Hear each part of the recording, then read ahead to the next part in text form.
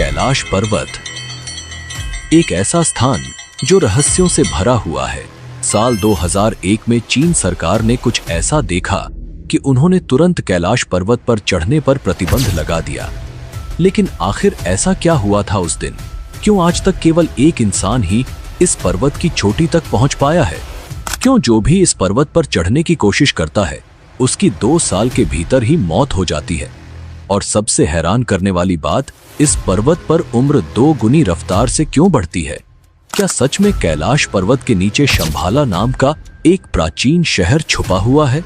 अमेरिकी संस्था नासा ने इस पर्वत पर कुछ ऐसा देखा जिसने उनके वैज्ञानिकों के होश उड़ा दिए। और जब चीन ने कैलाश पर्वत पर हेलीकॉप्टर भेजा तो उसके साथ क्या हुआ? इन सभी प्रश्नों और अनसुलझे रहस्यों को हम आज के इस वीडियो में उजागर करेंगे। तो जुड़े रहिए, क्योंकि जो आप जानने जा रहे हैं वो आपकी सोच से भी परे है।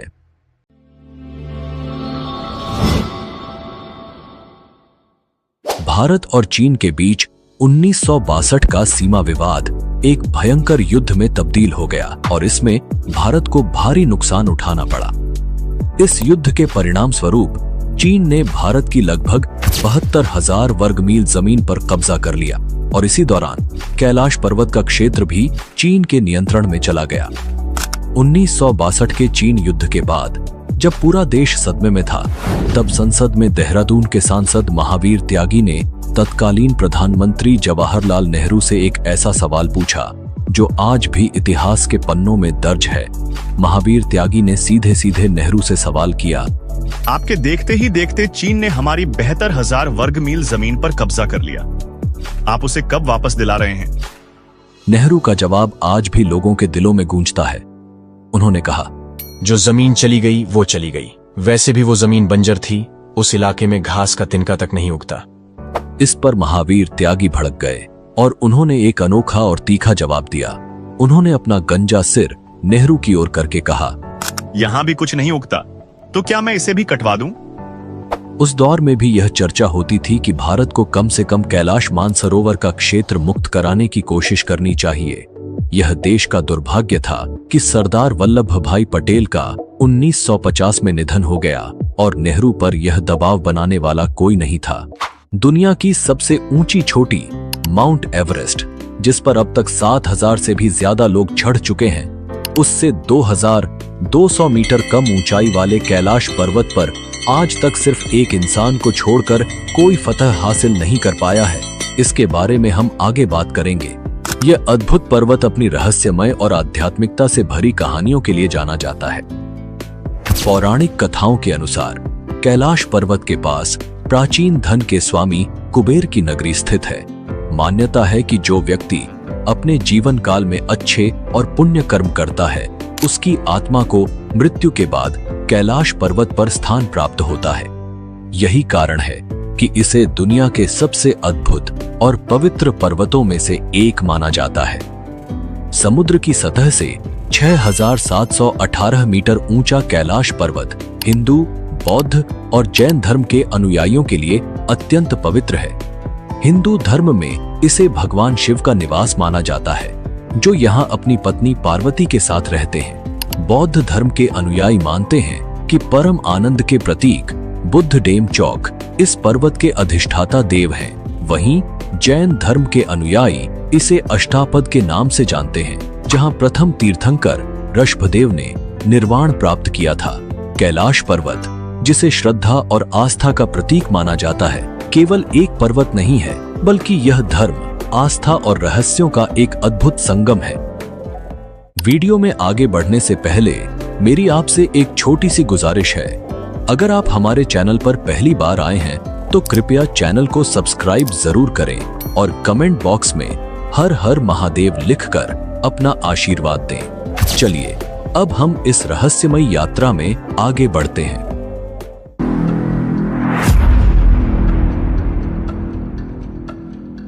साल था 1999, जब रूस के विशेषज्ञ एर्नस्ट मुल्दाशिफ और उनकी टीम ने कैलाश पर्वत के रहस्यों को जानने के लिए एक साहसिक कदम उठाया। उनकी पर्वतारोहण टीम में भूविज्ञान, भौतिकी के विशेषज्ञ और इतिहासकार शामिल थे। इस दल ने तिब्बती लामाओं से मुलाकात की और कैलाश पर्वत के आसपास कई महीने बिताए उस रहस्यमयी स्थान की गहराइयों को समझने के लिए। मुल्दाशिफ ने अपनी इस यात्रा का विस्तृत विवरण अपनी किताब where do we come from में लिखा, जिसमें उन्होंने कैलाश पर्वत के बारे में चौंकाने वाले खुलासे किए।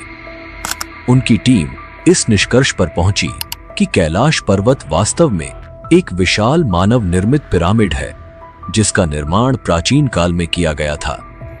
उन्होंने दावा किया कि यह पिरामिड कई छोटे छोटे पिरामिडों से घिरा हुआ है और यह स्थान अलौकिक गतिविधियों का केंद्र है।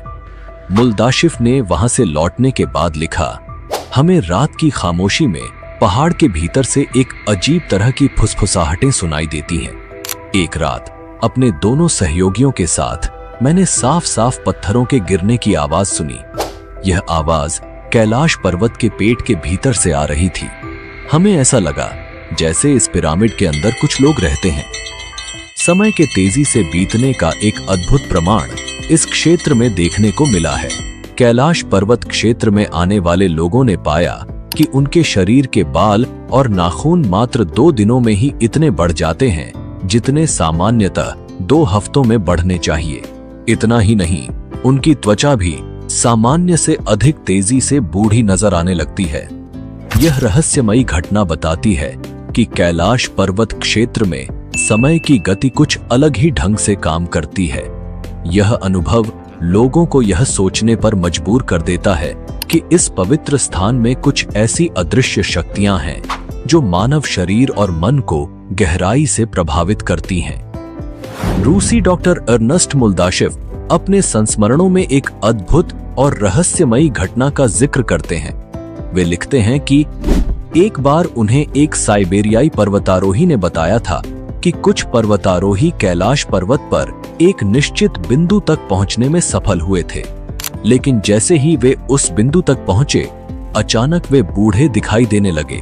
इस रहस्यमयी घटना के बाद उन पर्वतारोहियों की उम्र इतनी तेजी से बढ़ी कि 1 साल के भीतर ही बुढ़ापे की वजह से उनकी मृत्यु हो गई। यह रहस्यमयी अनुभव कैलाश पर्वत को और भी अद्वितीय और अद्भुत बनाते हैं, जिससे यह दुनिया के सबसे रहस्यमयी स्थानों में से एक बन गया है।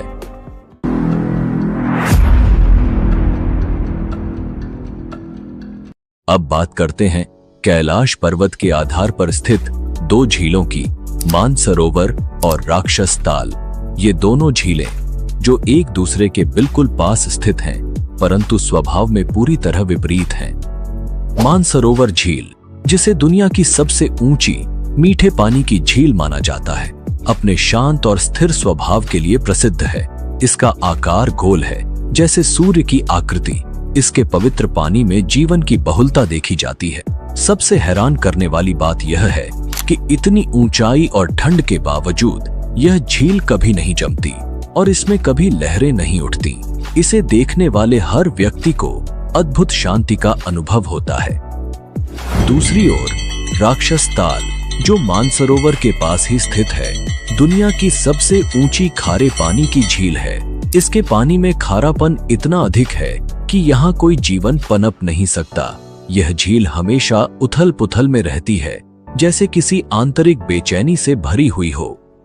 कहते हैं कि राक्षस ताल का निर्माण स्वयं रावण ने किया था, जो भगवान शंकर के अनन्य उपासक थे।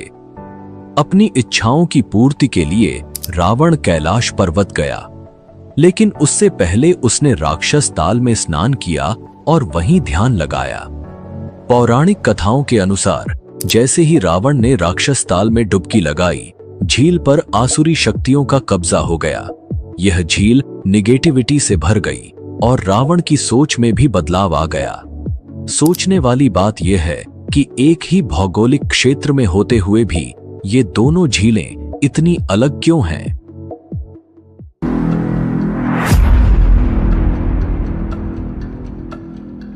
क्या आप जानते हैं कि कैलाश पर्वत और मानसरोवर झील के आसपास एक रहस्यमयी ध्वनि सुनाई देती है? जब आप इन पवित्र स्थलों के पास पहुंचते हैं तो ऐसा लगता है जैसे आसमान में कोई विमान उड़ रहा हो, लेकिन जब आप ध्यान से सुनते हैं तो ये आवाज बिल्कुल वैसी होती है जैसे किसी ने डमरू बजाया हो या फिर ओम की गूंज हो रही हो। वैज्ञानिक इसे प्राकृतिक घटना बताते हैं और कहते हैं कि शायद यह आवाज बर्फ के पिघलने से उत्पन्न होती है, लेकिन वहां जाने वाले कई साधक और यात्री मानते हैं कि यह ध्वनि केवल एक संयोग नहीं बल्कि एक दिव्य संकेत है। ऐसा कहा जाता है कि कैलाश पर्वत की शक्तिशाली ऊर्जा और वहां की आध्यात्मिक शक्तियां इस ध्वनि को जन्म देती हैं। क्या यह बर्फ के पिघलने की साधारण आवाज है या फिर ओम की दिव्य ध्वनि का चमत्कार? यह सवाल आज भी अज्ञात है और शायद यही कैलाश पर्वत के रहस्य को और गहराई से जोड़ता है।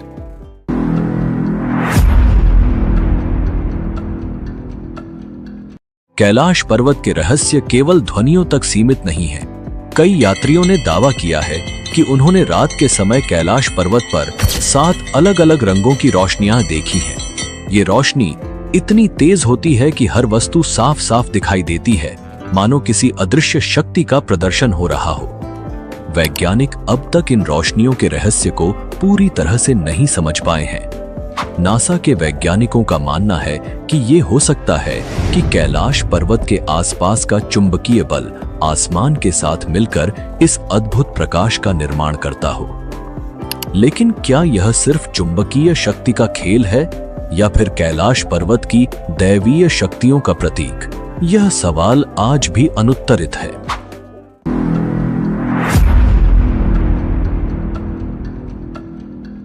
क्या आपने हिम मानव या यति की कहानियां सुनी हैं?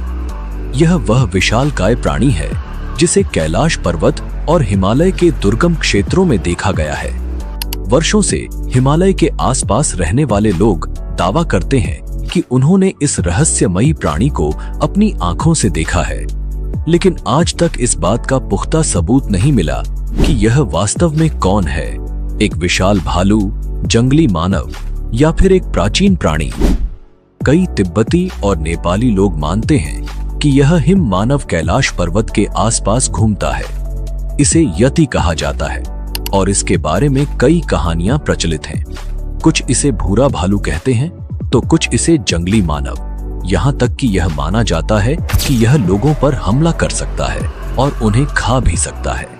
इस रहस्य ने हिमालय की इन पवित्र भूमि को और भी गहराई से जिज्ञासा का केंद्र बना दिया है।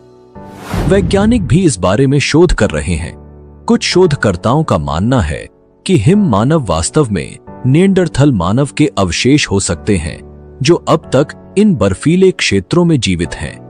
हालांकि यह सिर्फ एक परिकल्पना है, क्योंकि अब तक हिम मानव के शरीर या उसके जीवन के ठोस प्रमाण नहीं मिले हैं। विश्व भर के करीब 30 वैज्ञानिकों ने इस बात का दावा किया है कि हिमालय के बर्फीले इलाकों में हिम मानव मौजूद हो सकते हैं, लेकिन वे इसे साबित नहीं कर पाए।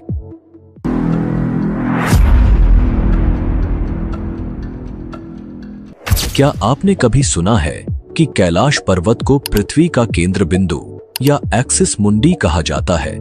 कई धार्मिक और पौराणिक मान्यताओं के अनुसार कैलाश पर्वत वह स्थान है जहां स्वर्ग और पृथ्वी का मिलन होता है। इसे ब्रह्मांड की धुरी या मेरुदंड कहा गया है, जो समस्त जीवों और ब्रह्मांड की ऊर्जा का केंद्र है।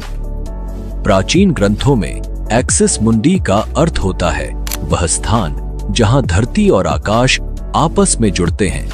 यह धुरी पूरी पृथ्वी को संतुलित करती है और इसी कारण इसे विश्व का केंद्र कहा जाता है। हिंदू धर्म के अनुसार कैलाश पर्वत केवल भगवान शिव का निवास स्थल नहीं, बल्कि यह वह स्थान है जहां से संपूर्ण ब्रह्मांड का संचालन होता है। यह दुनिया के सभी धार्मिक और आध्यात्मिक धारणाओं में एक पवित्र और रहस्यमयी स्थान के रूप में स्थापित है। आश्चर्य की बात यह है कि कैलाश पर्वत से स्टोनहेंज की दूरी 6,666 किलोमीटर है और यह उत्तर ध्रुव से भी 6,666 किलोमीटर की दूरी पर स्थित है। इसके अलावा दक्षिण ध्रुव से इसकी दूरी 13,332 किलोमीटर है। यह रहस्य और तथ्य कैलाश पर्वत को एक अनोखा और अद्वितीय स्थान बनाते हैं, जो केवल एक भौतिक पर्वत नहीं बल्कि ब्रह्मांड की शक्तियों का केंद्र है।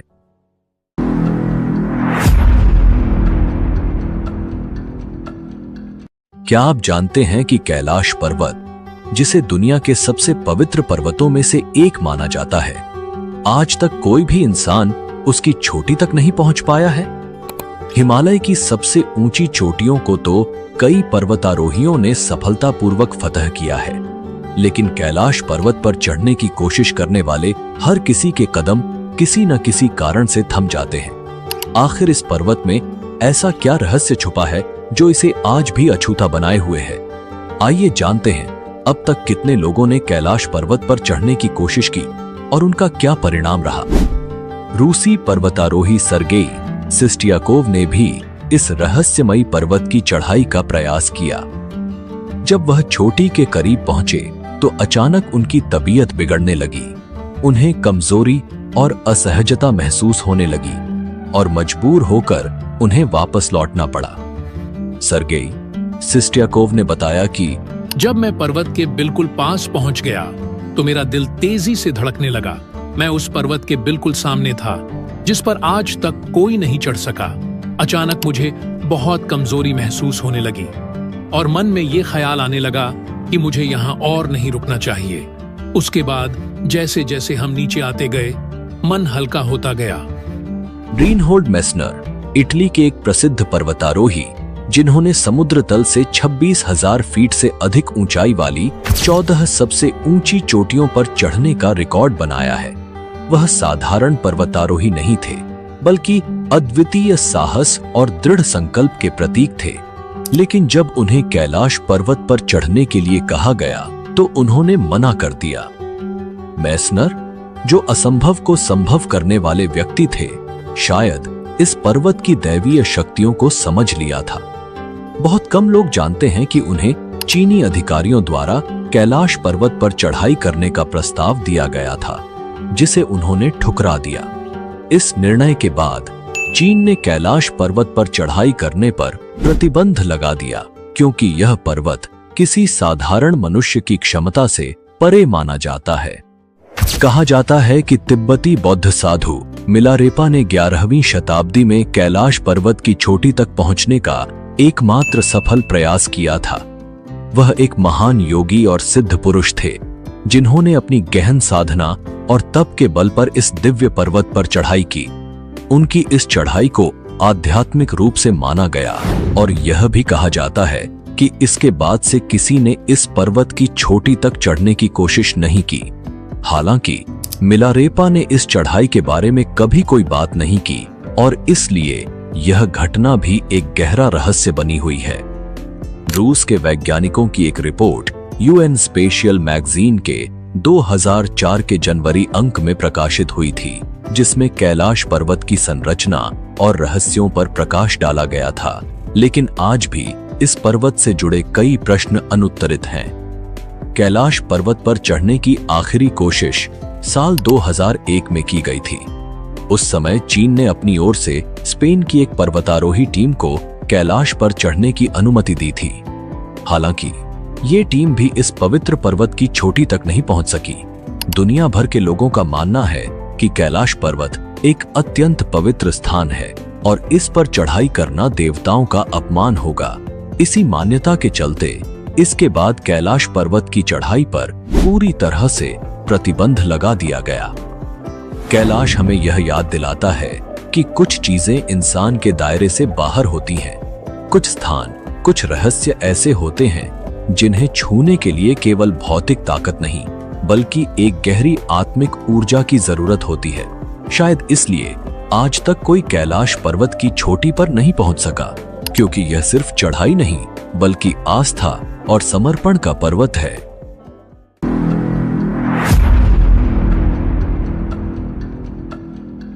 कैलाश पर्वत का एक और अद्भुत रहस्य है उसकी छाया से बनने वाले स्वस्तिक और ओम के चिन्ह। जैसे ही सूरज कैलाश पर्वत के पीछे डूबता है, पर्वत की छाया से स्वस्तिक का अद्भुत चिन्ह उभरता है। यह वही स्वस्तिक है जिसे हिंदू धर्म में शुभ और समृद्धि का प्रतीक माना जाता है। इस पवित्र प्रतीक को देखकर लगता है मानो भगवान शिव और सूर्य देव के बीच एक गहरा आध्यात्मिक संबंध प्रकट हो रहा हो। लेकिन यह केवल एक ही रहस्य नहीं है। जब कैलाश पर्वत पर बर्फ गिरती है तो दक्षिण दिशा से देखने पर बर्फ की संरचना से ओम का चिन्ह बनता है। यह वही ओम है जो हिंदू धर्म में परम वास्तविकता और आध्यात्मिक ज्ञान का प्रतीक माना जाता है। ओम पर्वत के रूप में दिखने वाला यह दृश्य दर्शकों को प्रकृति और आध्यात्मिकता के गहरे संबंध की याद दिलाता है और हमें यह समझने का अवसर देता है कि यह पर्वत कितना दिव्य और रहस्यमयी है।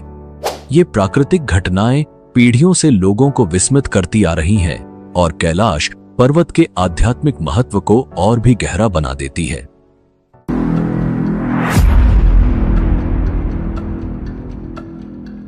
पौराणिक ग्रंथों में कैलाश पर्वत को स्वर्ग की सीढ़ी कहा गया है। यह माना जाता है कि रावण ने इस पर्वत पर स्वर्ग तक पहुंचने के लिए सीढ़ी बनाई थी, परंतु यह केवल रावण की ही कथा नहीं है। वेदों के अनुसार कैलाश पर्वत पृथ्वी और स्वर्ग के बीच की एक पवित्र धुरी है जो उन्हें जोड़ती है। महाभारत में भी इसका उल्लेख मिलता है, जहां पांडव अपनी पत्नी द्रौपदी के साथ मोक्ष की प्राप्ति के लिए कैलाश पर्वत पर चढ़ते हैं। यात्रा के दौरान एक एक करके सभी पांडव गिरते गए, परंतु युधिष्ठिर अपने सच्चे धर्म और निष्कलंक जीवन के कारण स्वर्ग में प्रवेश करने में सक्षम रहे। कैलाश पर्वत को पूर्णता का प्रतीक माना जाता है।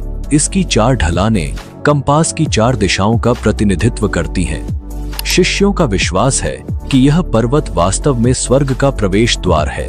इसकी दिव्यता और पवित्रता से यह स्थान एक अद्वितीय आध्यात्मिक धरोहर बन जाता है।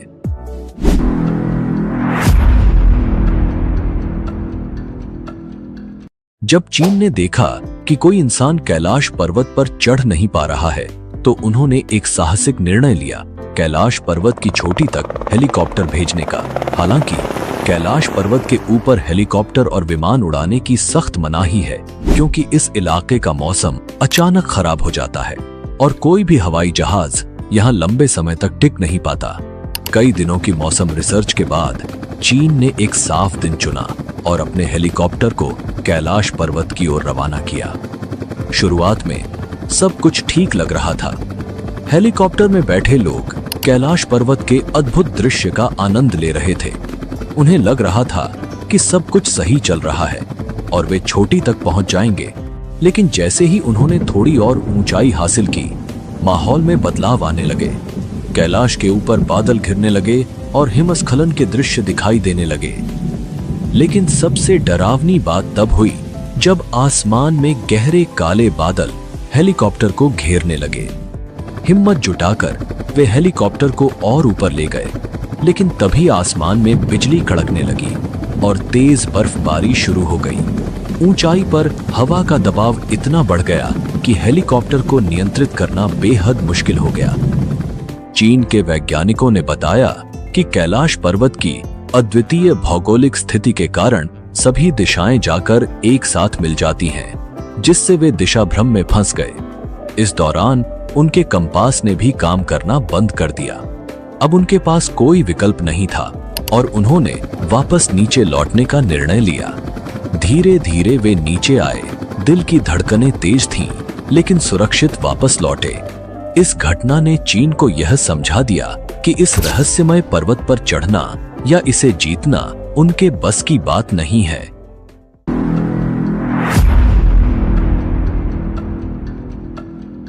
चीन की नाकामयाब कोशिश के बाद कैलाश पर्वत को लेकर अमेरिकी अंतरिक्ष एजेंसी नासा की उत्सुकता काफी बढ़ गई। 2015 में नासा ने अपने सैटेलाइट को कैलाश पर्वत पर पॉइंट करके गहन रिसर्च शुरू की। इस पर्वत के रहस्यों ने नासा के वैज्ञानिकों को भी चौंका दिया।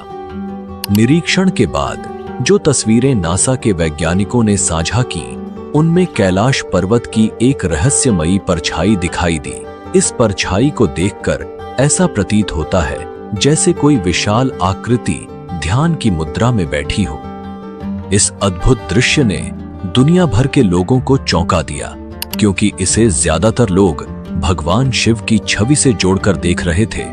यह रहस्यमयी छवि कैलाश पर्वत की पवित्रता और उसके आध्यात्मिक महत्व को और गहरा करती है, जो आज भी मानवता के लिए एक अनसुलझी पहेली बनी हुई है।